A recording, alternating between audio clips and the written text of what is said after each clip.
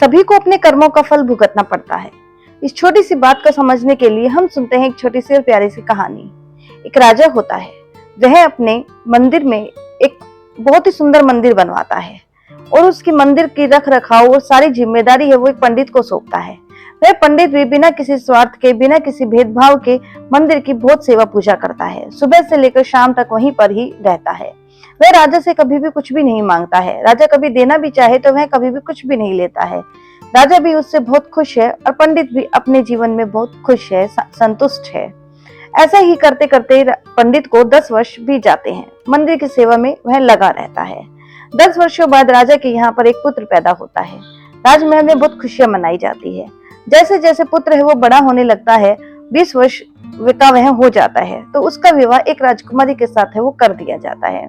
राजकुमार और राजकुमारी का विवाह बहुत ही धूमधाम से किया जाता है। सभी बहुत खुश होते हैं। जिस दिन उनकी सुहागरात होती है वो दोनों साथ में सो रहे होते हैं। तभी अचानक से राजकुमारी की आंख है वो खुल जाती है। उसको नींद नहीं आ रही होती है। वो इधर उधर देखती है, अपने बिस्तर से वहां से खड़ी होती है और इधर उधर घूमने लगती है। उसकी नजर अचानक से राजकुमार के पास पड़ी हुई एक तलवार पर है वो पड़ती है। तलवार म्यान के अंदर होती है, लेकिन वो उसके जो नीचे का हथकंडा होता है उसके चारों तरफ हीरे मोती लगे हुए होते हैं। वो बहुत ज्यादा उसकी रोशनी हो रही होती है, चमचमा रही होती है वो। तो रानी राजकुमारी का जो मन है वो उसको खोलने का और देखने का मन कर जाता है। वो जैसे ही उस तलवार को खोलती है तो उसकी जो तेज होता है, उसका जो प्रकाश होता है उसको वो सहन नहीं कर पाती है। उसका वजन को वो अच्छे से पकड़ नहीं पाती है और वो जो उससे छुटकर वो राजा की जो गर्दन होती है वहां पर वो गिर जाती है, जिससे राजकुमार का सिर है वो धड़ अलग हो जाता है और राजकुमार वहीं पर ही मर जाता है। राजकुमारी ये बहुत डर जाती है, ये क्या हो गया, अब वो क्या करे। वो सोचती है कि अगर वो किसी को भी ये बताएगी कि उसने अपने पति का वध कर दिया है तो सभी उसको कलंकित करेंगे, उसको कहेंगे कि उसने क्या कर दिया, उसको दंड मिलेगा। वो डर जाती है। राजा भी जो है उसको दंड देगा और उसके माँ बाप की बहुत ज्यादा बदनामी होगी। वो ऐसा नहीं चाहती थी। वो वहीं पर ही कुछ सोचने लगती है, वहीं पर ही बैठकर रोने लगती है। वो सोचती रहती है, वो भगवान से प्रार्थना करती है कि वह अब क्या करे। तभी सुबह होने लगती है। थोड़ा बहुत अंधेरा होता है लेकिन थोड़ी बहुत सुबह होने लगती है। वो जो पंडित होता है उसकी आदत होती है, वो कुआं होता है वहीं पर ही पास में, वहां पर वो नहाने के लिए आता है। पूजा करने से पहले वो वहां पर नहाने आता है। तो जैसे ही वो पंडित है वो वहां पर नहाने के लिए आता है तो राजकुमारी उसको देखती है और उसको देखने के बाद जैसे ही वो जाने लगता है तो बहुत तेज से वहां पर वो रोने लगती है। उसके रोने की आवाज सुनकर सभी जो राजा है और उसके जो दरबारी है सभी वहां पर आ जाते हैं और वो देखते हैं तो राजकुमार मरा हुआ है। वो राजकुमारी से पूछती है क्या हुआ। राजकुमारी कहती है कि उसे नहीं पता ये सब कैसे हुआ, किसने उसको मारा है, लेकिन वो कहती है कि उसको जिसने भी मारा है मैंने उसको मंदिर की तरफ जाते हुए देखा है। राजकुमारी है वो ऐसा बोल देती है तो राजकुमार है वो अपने सिपाहियों को मंदिर की तरफ जाने के लिए कहते हैं कि जाकर देखो वहां पर कौन है और उसको पकड़कर मेरे सामने लेकर आओ। जब सिपाही है वो मंदिर में जाते हैं तो वहां पर कोई भी नहीं होता है, वहां पर सिर्फ पुजारी ही होता है। तो वो पुजारी को पकड़कर राजा के समीप है वो ले आते हैं और कहते हैं कि आप इसे दंड दीजिए। अब राजा है उसका मन तो नहीं कर रहा है कि पंडित ने ऐसा काम किया होगा, क्योंकि वो इतने वर्षों से उसको जानते हैं। उसको पता है कि वो कैसे मंदिर की सेवा कर रहा है।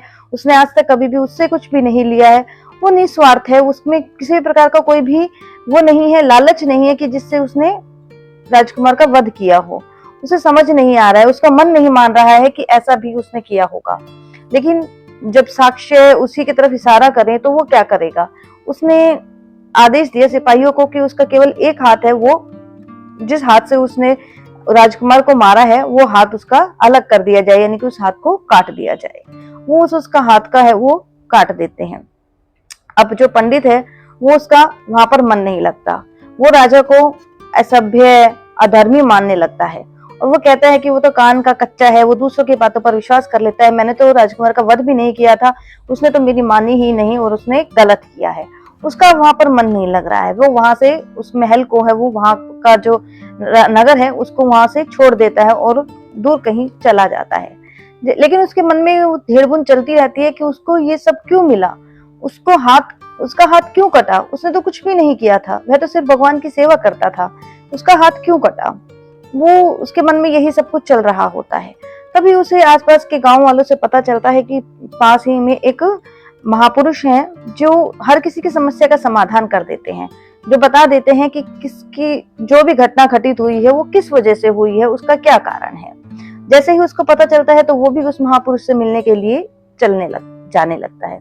जब वो वहां पर उनके घर पे पहुंचता है तो वो महापुरुष घर पर नहीं होते हैं, उनकी पत्नी ही घर पर होती है। जैसे ही वो पूछते हैं कि महापुरुष घर पर हैं, मैं उनसे मिलने के लिए आया हूँ, तो जो उनकी पत्नी होती है वो बहुत तेज चिल्लाने लगती है उसके पुरुष के ऊपर कि कैसे क्या है वो है, मतलब गालियां भी देने लगती है। कि अब वो जो पुजारी ये सब कुछ सुनता है तो उसको तो बड़ा अचंभा होता है कि ये क्या हो रहा है। वो इतने बड़े साधु हैं, इतने बड़े महापुरुष हैं और उनके साथ, तो वो कहता है कि मेरी तो छोड़ो, सबसे पहले वो आएंगे तो मैं उनसे यही पूछूंगा कि ये सब क्या है। अब वो उनके आने का इंतजार करता है। शाम होती है तो वो महापुरुष आते हैं और वो कहते हैं कि सबसे पहले तो महापुरुष पूछते हैं कि आप कौन है और यहाँ पे क्यों आए हैं। वो बताता है कि पहले तो ठीक है, मैं अपना तो समस्या आपको बताऊंगा, लेकिन सबसे पहले आप मुझे, जो मैंने यहाँ पर आकर देखा है, आप मुझे ये वाली समस्या का समाधान कीजिए कि ये आपके साथ सब कुछ क्यों हो रहा है, आपकी पत्नी आपके ऊपर ऐसे क्यों चिल्लाती है, क्या आपने ऐसा किया है। जब वो महापुरुष ऐसे सुनते हैं तो कहते हैं कि यह मेरे कर्मों का फल है, यह मेरे पूर्व जन्म के कर्मों का फल है, मैंने इसके साथ पहले बहुत गलत किया था, उसी का ही फल मुझे आज भुगतना पड़ रहा है। पुजारी पूछता है कि आपने ऐसा क्या किया था।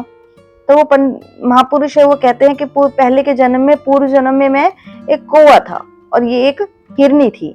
यह हिरनी बहुत सुंदर थी, मैं इसको तंग किया करता था।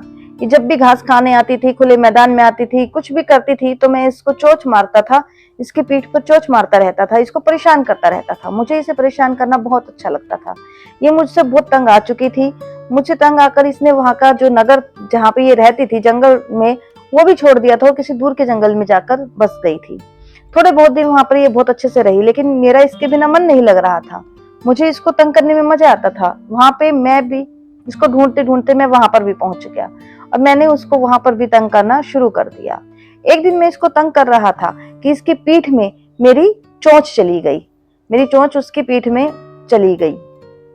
मैं उसे निकालने की बहुत कोशिश कर रहा था, लेकिन मेरी चोंच है वो पीठ से निकल ही नहीं रही थी। इसे बहुत दर्द हो रहा था, ये भी बहुत कोशिश कर रही थी लेकिन नहीं निकल रही थी। वहां पर पास में एक नदी थी, उसने सोचा कि मैं नदी में प्रवेश कर जाऊंगी तो कौवा है वो मुझे छोड़ देगा, और ये हिरनी है वो नदी में प्रवेश कर गई। जैसे ही हिरनी ने नदी में प्रवेश किया, लेकिन मैंने वहां पर भी इसको बहुत अपनी चोंच को निकालने की कोशिश की, लेकिन मैं अपनी चोंच को उसकी हड्डी में से नहीं निकाल पाया। इस भय से कि ये निकाल देगा, वो आगे नदी में बहती चली गई और हम दोनों की ही वहां पर मृत्यु हो गई। नदी के प्रवाह के कारण, यानी कि हमने नदी में अपने दम तोड़े, हमें प्राण वहां पर छोड़े, इसलिए उसके प्रभाव के कारण हम दोनों ब्राह्मण और ब्राह्मणी बने। ये पूर्व जन्म में वही हिरनी है जो अब यहाँ पे ब्राह्मणी बनी है, मेरी पत्नी बनी है, और मैं कौवा हूँ जो मैं अब इसका पति बना हूँ। ये मुझे पूर्व जन्म के प्रताप से ही मुझे ताने देती है, गालियां देती है। मैंने इसको तंग किया तो ये मुझे भी तंग करती है, इसलिए मैं इनको अपने पूर्व जन्म के वो समझकर सहन कर रहा हूँ। मैं इसको कुछ भी नहीं कहता हूँ क्योंकि मैंने भी इसके साथ गलत किया था तो ये भी कर रही है, इसलिए मैं इसको कभी कुछ नहीं कहता हूँ। अब वो पुजारी सुनकर हक्का बक्का हो जाता है कि चलो ये तो ठीक है भाई, जैसे हो रहा है। अब वो पूछता है कि मैंने ऐसा क्या किया था। पुजारी पूछता है कि मैंने तो कुछ भी नहीं किया, मेरे साथ ऐसा क्यों हुआ, मेरा एक हाथ कट गया, मैंने इतने लंबे समय तक राजा की सेवा की, वहां के मंदिर की सेवा की, वो वहां पर राजा से कभी कुछ नहीं मांगा, लेकिन फिर भी राजा ने मेरा एक हाथ कटवा दिया। वो राजा अधर्मी है। अब जब महापुरुष ये सुनते हैं तो वो कहते हैं कि इसमें राजा की कोई गलती नहीं है, इसमें तो आपके पूर्व जन्म की गलती है। पूर्व जन्म में आप एक तपस्वी थे और कभी भी झूठ नहीं बोलते थे। एक बार आप बैठकर पूजा तपस्या में अपने लीन थे, तभी वहां से एक गाय है वो गुजरती है। आप उस गाय को देखते हैं, वो गाय है वो एक दूसरे जंगल में चली जाती है। तभी उसके पीछे पीछे एक कसाई आता है। कसाई है वो आपसे पूछता है कि गाय कहाँ पर है, तो आप झूठ न बोलने के कारण अपने हाथ का इशारा करके बता देते हैं उसे कि गाय है वो जंगल में गई है। जब वो गाय जंगल में चली जाती है तो वो कसाई है उसके पीछे पीछे जाता है और उसको मार देता है। उन दोनों को पीछे से एक शेर है वो देख लेता है और उस शेर है वो कसाई को भी मार देता है और गाय को भी मार देता है और उनको खा जाता है और दोनों वहीं पर ही मर जाते हैं।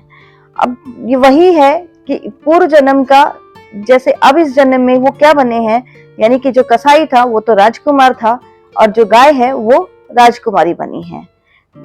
कसाई ने गाय को मारा था, इसलिए राजकुमारी ने कसाई को मारा, यानी कि राजकुमार को मार दिया। अनजाने में ही सही मारा उसको, लेकिन राजकुमारी के हाथों राजकुमार की हत्या हुई है। आपने अपने हाथ के इशारे से गाय को बताया था, इसलिए आपका हाथ कटा है। महापुरुष कहते हैं कि ये तो आपके पूर्व जन्म के कर्मों का ही फल है जो आपको अब भुगतना पड़ा है।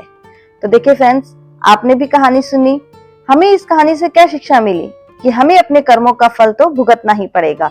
अगर हम अच्छे कर्म करेंगे तो हमें अच्छा ही फल मिलेगा, और अगर हम बुरे कर्म कर रहे हैं तो हमें बुरा फल मिलेगा। अगर आपको वीडियो अच्छी लगी है तो प्लीज इसे लाइक कीजिएगा, शेयर कीजिएगा, कमेंट कीजिएगा और चैनल को सब्सक्राइब कीजिएगा। हर हर महादेव।